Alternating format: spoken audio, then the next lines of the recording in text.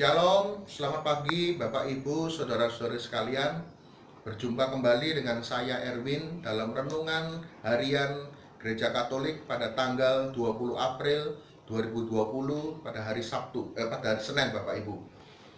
Dan Injil pada hari ini dari Yohanes 3 ayat 1 sampai dengan 8 yang demikian bunyinya. Adalah seorang Farisi yang bernama Nikodemus, seorang pemimpin agama Yahudi. Ia datang pada waktu malam kepada Yesus dan berkata, "Rabi, kami tahu bahwa engkau datang sebagai guru yang diutus Allah. Sebab tidak ada seorang pun yang dapat mengadakan tanda-tanda yang engkau adakan itu, jika Allah tidak menyertainya." Yesus menjawab katanya, "Aku berkata kepadamu, sesungguhnya jika seseorang tidak dilahirkan kembali, ia tidak dapat melihat kerajaan Allah." Kata Nikodemus kepadanya, "Bagaimana mungkin seorang dilahirkan kalau ia sudah tua? Dapatkah ia masuk kembali ke dalam rahim ibunya dan dilahirkannya lagi?" Jawab Yesus, "Aku berkata kepadamu, sesungguhnya jika seorang tidak dilahirkan dari air dan roh, ia tidak dapat masuk ke dalam kerajaan Allah. Apa yang dilahirkan dari daging adalah daging, dan apa yang dilahirkan dari roh adalah roh. Janganlah engkau heran karena aku berkata kepadamu, kamu harus dilahirkan kembali. Angin bertiup kemanapun ia mau, dan engkau mendengar bunyinya, tetapi engkau tidak tahu dari mana ia datang atau kemana ia pergi. Demikianlah halnya dengan tiap-tiap orang yang lahir dari roh." Demikianlah sabda Tuhan, terpujilah Kristus.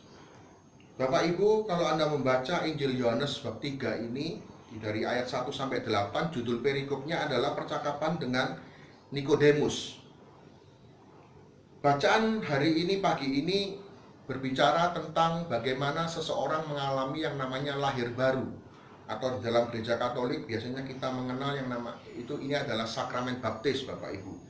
Dan itu terucap dari kata-kata Yesus di ayat yang kelima, "Jika seseorang tidak dilahirkan dari air dan roh, ia tidak dapat masuk dalam kerajaan Allah." Ini berbicara soal sakramen baptis Bapak Ibu. Tetapi pada pagi hari ini saya tidak akan berkata kisah tentang sakramen baptis.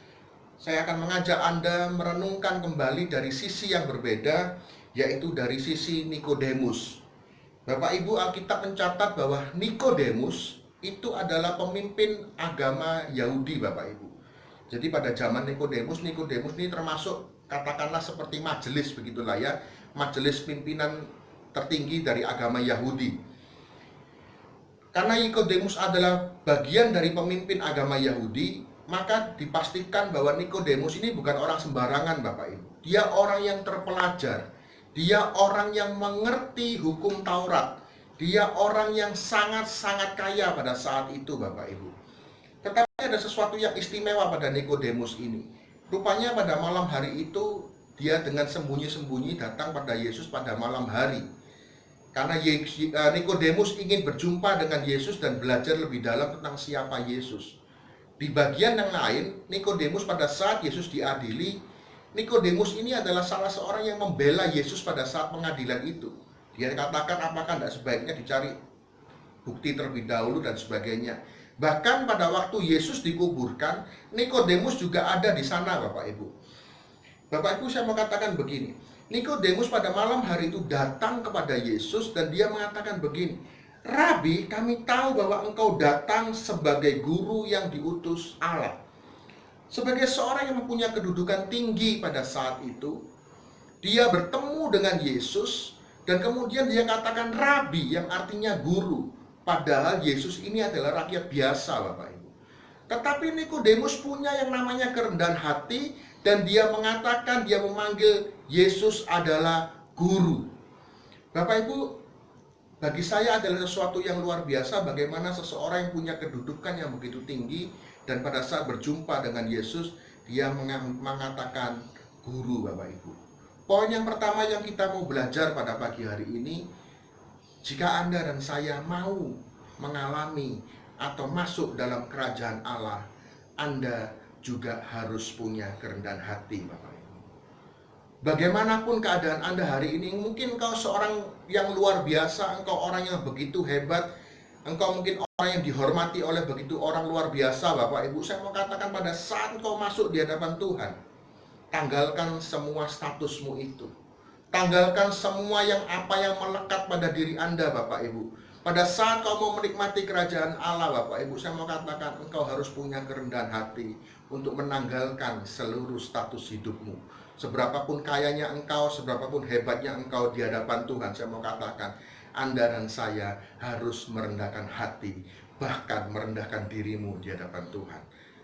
Itu ya poin yang pertama, Bapak Ibu. Poin yang kedua, masih di pada ayat yang ketiga, Nikodemus mengatakan begini, Bapak Ibu, sebab tidak ada seorang pun yang dapat mengadakan tanda-tanda yang engkau adakan itu.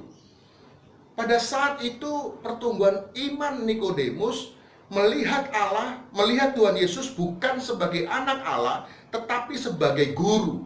Kenapa dia tertarik dengan Yesus? Karena dia melihat tanda-tanda mujizat yang dilakukan oleh Yesus, Bapak Ibu. Bapak Ibu, saya mau mengatakan begini, poin yang nomor 2. Apakah hari ini Anda dan saya datang kepada Yesus hanya karena tanda-tanda? Apakah hanya karena mujizat-mujizat, Bapak Ibu? Bagaimana kalau Anda dan saya kemudian berdoa dan Yesus belum jawab doamu? Bagaimana kalau Anda dan saya berharap kepada Yesus pertolongan dari Yesus dan segala macam, dan kemudian Yesus belum buat mujizat di dalam hidupmu? Apakah engkau masih menganggap dia sebagai Tuhan dan Allah dalam hidupmu, Bapak Ibu? Ataukah kemudian engkau dan saya kemudian meninggalkan Yesus karena tidak melihat tanda-tanda itu, Bapak Ibu? Perjalanan iman Nikodemus dimulai dari Yesus membuat tanda-tanda atau mujizat. Tidak apa-apa, tidak ada yang salah, Bapak Ibu. Kalau engkau kemudian jadi pengikut Kristus, karena tanda-tanda itu, saya mau katakan tidak salah, karena ini adalah bagian dari pertumbuhan iman. Tetapi semakin Anda dan saya mengalami yang namanya dewasa rohani, seharusnya kita datang kepada Yesus bukan lagi hanya sekedar pada tanda-tanda, tetapi mengakui Yesus dalam seluruh kehidupan, dalam proses kehidupannya. Bagaimana Yesus karyanya di dunia ini sampai dia mengalami penderitaan dan bahkan wafat di atas kayu salib, terus kemudian bangkit, Bapak Ibu. Satu paket utuh dari kehidupan Yesus kalau Anda dan saya mau mengalami kerajaan Allah di dunia ini. Kalau Anda dan saya hanya mencari Yesus, hanya menjadi murid Yesus, Anda dan saya hanya menjadi Kristen karena mujizat, karena tanda, maka Anda dan saya akan sangat rapuh pada saat kehidupannya tidak baik Anda dan saya alami, Bapak Ibu. Poin nomor 2, kalau Anda mau mengalami kerajaan Allah, mari kita belajar bukan sekedar melihat tanda-tanda. Poin yang nomor 3, Bapak Ibu. Pada ayat yang ke-6 dikatakan, apa yang dilahirkan dari daging adalah daging, dan apa yang dilahirkan dari roh adalah roh.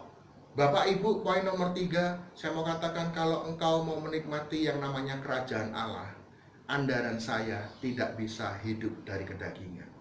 Anda dan saya harus hidup di dalam roh dan kebenaran. Galatia 5 ayat 19 sampai dengan 21 dengan sangat nyata bagaimana buah-buah dari daging itu. Di sana ada nafsu, di sana ada ketamakan, di sana ada pesta pora, di sana ada segala macam. Kalau Anda nanti baca di Galatia 5 ayat 19 sampai dengan 21, di sana dikatakan dengan sangat jelas perbuatan-perbuatan kedagingan telah nyata, Bapak Ibu. Dan di akhir di ayat 21 dikatakan semuanya itu kalau Anda dan saya lakukan, kita tidak bisa menikmati kebahagiaan kerajaan Allah. Saya mau mengatakan poin nomor 3, kalau engkau hari ini mau mengalami kerajaan Allah ada di dalam hidup Anda harus hidup di dalam roh, bukan kedagingan. Apa hidup di dalam roh? Kelihatan dari buah-buahnya. Itu juga ada di Galatia 5 tadi. Buah-buah roh adalah sukacita, damai sejahtera, dan seterusnya, Bapak Ibu. Anda dan saya bisa mengukur apakah hidupmu hidup dalam roh atau hidup dalam daging, itu dia dihasilkan dari buah-buahnya. Apakah menghasilkan buah-buah kedagingan ataukah buah-buah roh, Bapak Ibu. Pada pagi hari ini kita mau belajar dari sosok yang bernama Nikodemus. Bagaimana Nikodemus dalam perjalanan imannya, bahkan sampai hari ini Gereja Katolik mengakui Nikodemus salah satu santo, Bapak Ibu. Kenapa? Karena meskipun dia seorang pemimpin agama Yahudi, Tetapi Nikodemus mau berproses. Nikodemus mau belajar dengan segala kerendahan hatinya, dan kemudian dia mengenal secara utuh siapa Yesus itu. Bapak Ibu, mari pagi hari ini kita berdoa. Demi nama Bapa, Putra, dan Roh Kudus. Amin. Terima kasih Tuhan untuk firman-Mu pada pagi hari ini, yang sungguh boleh mengingatkan kami, untuk kami boleh hidup di dalam kerajaan Allah. Kami harus punya kerendahan hati Tuhan. Kami harus tanggalkan status kami, siapa diri kami. Di hadapan-Mu kami harus sungguh-sungguh merendahkan diri kami Tuhan. Dan jangan biarkan kami jadi seorang Kristen yang hanya melihat tanda-tanda. Jangan biarkan kami hidup karena mujizat-mujizat saja Tuhan. Tetapi kami boleh melihat secara utuh siapa Engkau Tuhan Yesus dalam hidup kami. Bagaimana Engkau selain mengadakan mujizat, Engkau juga menderita sengsara, wafat, dan bangkit dari kematian. Biarlah kami boleh belajar dari seluruh proses hidup-Mu Tuhan. Dan kami juga sungguh-sungguh mau belajar bagaimana kami hidup tidak lagi dari kedagingan. Kami mau belajar kami hidup dari roh Tuhan. Di dalam roh dan kebenaran-Mu kami boleh hidup Tuhan Yesus. Terima kasih untuk firman-Mu pada pagi hari ini. Segala puji, hormat, dan syukur di dalam nama Tuhan Yesus Kristus, kini dan sepanjang segala masa. Amin. Demi nama Bapa, Putra, dan Roh Kudus. Amin. Terima kasih Bapak Ibu, saudara-saudara sekalian. Berkah dalam.